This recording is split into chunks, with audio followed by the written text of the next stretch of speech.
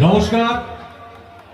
এত মানুষ যে এই গরম এবং ধুলো সত্ত্বেও আজকে এখানে এসে জড়ো হয়েছেন সেটা দেখে সত্যি সত্যি ভালো লাগছে এবং বোঝা যাচ্ছে কতটা উৎসাহ এবং উদ্দীপনা নিয়ে তারা আজকে এসেছেন।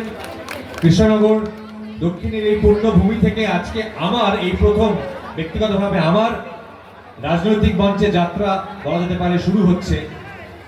এবং কেন আজকে আমি এখানে এত এই ধুলো রোদ এই ভর দুপুরে সবকিছু তোয়াক্কা না করে উপেক্ষা করে ছুটে এলাম, তার কারণটা একটাই, সেটা হচ্ছে আমার মনে হয়েছে যে এই বছরটা 2026-এর বিধানসভা নির্বাচনটা শুধুমাত্র একটি নির্বাচন নয়, এই নির্বাচনটি বাংলার বাঙালির আত্মসম্মান আত্মমর্যাদা রক্ষার লড়াই।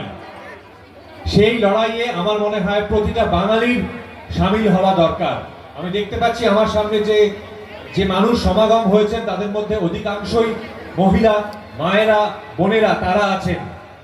তাদেরকে একবার মনে করিয়ে দিই যে সেই সব রাজ্য থেকে, যেই সব রাজ্যে একের পর এক নারী নিগ্রহের ঘটনা ঘটে, মহিলাদের অপমান করার ঘটনা ঘটে, সেইখান থেকে বাইরের লোক এসে এই পশ্চিমবাংলার, যেটা এই বছরও সব থেকে নিরাপদ, মহিলাদের জন্য সব থেকে নিরাপদ রাজ্য বলে প্রমাণিত হয়েছে, সেই রাজ্যে এসে মহিলাদের সুরক্ষার কথা শুনিয়ে যাবে, মহিলাদের সুরক্ষা নিয়ে জ্ঞান দিয়ে যাবে, আর আমরা সেটা চুপচাপ শুনে নেব, এটা হতে পারে না।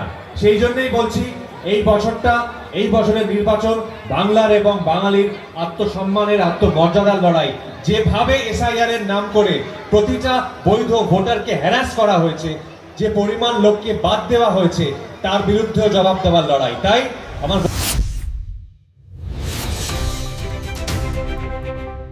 Vision News 29